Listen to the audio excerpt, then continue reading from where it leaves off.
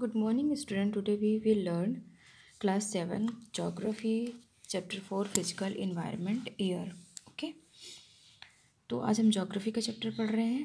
Class 7 का chapter 4 है ये, और इसमें क्या चीज़ें हम कवर करेंगे? Composition of the atmospheric pressure, structure of atmosphere, wind और यूटिलिटी एटमॉस्फेयर, इन सारी चीज़ों को हम कवर करेंगे।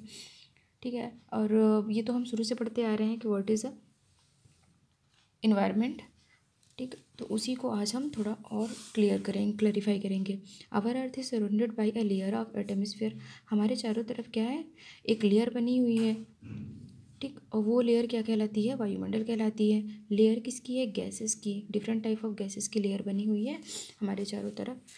The gaseous envelope of air which surrounded the earth from all side is called atmosphere. ठीक है, गैसियस एनवेलप, गैसेस का जो एक एनवेलप सा, एक लिफाफा सा बना हुआ है हमारे चारों तरफ, तो वो क्या कहलाता है? अर्थ में हमारे चारों तरफ, मतलब चारों तरफ बना हुआ है, वो क्या कहलाता है? हमारा एटमॉस्फेयर कहलाता है। The presence of the atmosphere make the earth a unique planet in the solar system. और जो अर्थ है, केवल हमारा जितने जो 8 प्लैनेट्स हैं ना, तो हमारी अर्थ भी जैसे एक प्लैनेट है। तो जितने भी प्लैनेट है, तो केवल अर्थ ही एक ऐसा प्लैनेट है पूरे सोलर सिस्टम में जहाँ पे लाइफ क्या है? पॉसिबल है। The atmosphere extend up to a height of least 1600 kilometre above the surface of the earth. तो जो ये एटमॉस्फेयर है ना, वो कहाँ तक फैला हुआ है? 1600 किलोमीटर अबव सरफेस अर्थ की जो सतह है वहाँ से केवल 1600 किलोमीटर तक ही फैला हुआ है। Around 99% of the total mass of the atmosphere is found within 32 kilometre from the surface of the earth. Earth की सतह से केवल 32 किलोमीटर तक ही एटमॉस्फेयर फाउंड किया गया है, पाया गया है। The air is denser near the earth surface and get thinner as one goes upward. The air is denser near, जैसे अर्थ के हम जितना पास होते हैं ना, तो ये जो एयर है वो क्या होती है? डेंसर होती है, ज़्यादा होती है, घनी होती है। और जैसे जैसे हम ऊपर जाते जाते हैं अपवर्ड, जैसे जैसे हम ऊपर जाते हैं तो ये पतली होती जाती है, और एक टाइम ऐसा आएगा कि बिल्कुल ये ख़त्म हो जाएगी, बिल्कुल भी एयर नहीं रहती है। Through the atmosphere invisible to us, हमको क्या है? जो एटमॉस्फेयर है वो दिखाई नहीं देता। It continuous cause change in the weather and climate. इसमें क्या होते हैं? कंटिन्यूली, लगातार चेंजेस होते रहते हैं वेदर के कारण, मौसम के कारण। These changes influence our day to day life, और ये हमारे डेली की लाइफ में दिखाई देते हैं। जितने भी चेंजेस हैं डेली की लाइफ में दिखाई देते हैं। जैसे कभी ज़्यादा गर्मी है, ज़्यादा हवाएं चल रही हैं, ठीक है ना, और उनके कारण क्या होता है? ठंडी वगैरह क्रिएट हो जाती है। तो इस टाइप से है composition of the atmosphere. The air in the, अच्छा, कंपोजिशन ऑफ द एटमॉस्फेयर का मतलब क्या हो गया? जो एटमॉस्फेयर में गैसेस है ना, उनका कंपोजिशन क्या है, किस मात्रा में वो अवेलेबल हो रही है। The air in the atmosphere is a mixture of many gases in varying proportion. जो गैसेस है ना, वो उनका मिक्सचर जो है एक अलग अलग प्रोपोर्शन में है, अलग अलग अनुपात में है एटमॉस्फेयर में जो अवेलेबल हैं gases. The composition is not constant and vary not only from time to time but also place to place.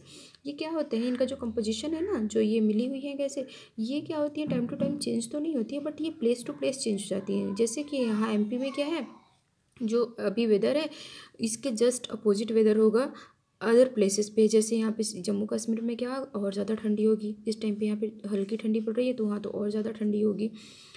The main feature of the composition of atmosphere is our atmosphere are as under. ठीक है, नीचे दिए हुए हैं कुछ composition, तो उसको हम देख लेते हैं। फीचर्स हैं कुछ हमारे जो वायुमंडल है, जो हमारा एटमॉस्फेयर है। फर्स्ट कंपोजिशन क्या है? फर्स्ट फीचर क्या है इसका? The composition of atmosphere. अच्छा, ये ब्रैकेट में इसे बोला गया है कि इसे ड्राई एयर भी कहा जाता है। The composition of the atmosphere is fairly uniform up to height of about 6 kilometre. मतलब अगर फेयरली कहा जाए तो ये 6 किलोमीटर तक ही अच्छे से अवेलेबल है, उसके बाद तो ये कम हो जाती है और प्रॉब्लम होती है। और ऊपर जाने के लिए गैसेस, ऑक्सीजन क्योंकि अवेलेबल नहीं होता, तो हम और ऊपर अगर हमको करना है ट्रेवल, तो हमको गैसेस की ज़रूरत पड़ेगी। The two main gases in the atmosphere are nitrogen about 78% and oxygen about 21%। अच्छा, दो गैसेस हैं, नाइट्रोजन और ऑक्सीजन है। तो ये इनकी जो मात्रा है कितनी है? नाइट्रोजन जो है सबसे ज़्यादा है, ऑक्सीजन 21% है। जो ब्रीदिंग के लिए, लाइफ के लिए पॉसिबल है सबसे इम्पोर्टेंट, तो वो क्या है 21%। अच्छा, ये परसेंटेज आप ध्यान रखिएगा गैसेस का, नाइट्रोजन 78% और ऑक्सीजन 21%, बिकॉज कभी कभी क्या होता है ना, ये एग्जाम वगैरह में पूछा करता है। The other gases present in atmosphere in argon, carbon dioxide, ozone, hydrogen and helium. ये जो गैसेस है ना, ये केवल 1% ही अवेलेबल होती हैं। ठीक, 78% हमारा नाइट्रोजन हो गया, 21% क्या हो गया, ऑक्सीजन हो गया, और 1% बचा। तो ये सारी गैसेस मिलकर के 1% का जो प्रोपोर्शन है वो कवर करती हैं। तो नाइट्रोजन ऑक्सीजन के अलावा ये गैसेस भी अवेलेबल हैं, इनको भी आप अच्छे से देख लीजिएगा। The atmosphere, particularly in the lower layer, contain water vapor and dust particle which vary not only from time to time but also place to place.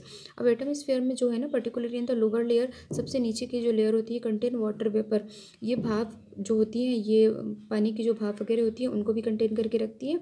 Dust particle और धूल के कण भी उड़ते रहते हैं। हमने देखा भी है ना कि जब हवा वगैरह चलती है तो डस्ट वगैरह, जैसे सनलाइट पड़ी तो अक्सर दिखाई देता है कि ना उसमें डस्ट पार्टिकल जो हैं वो क्या है, घूम रहे हैं हमारे चारों तरफ।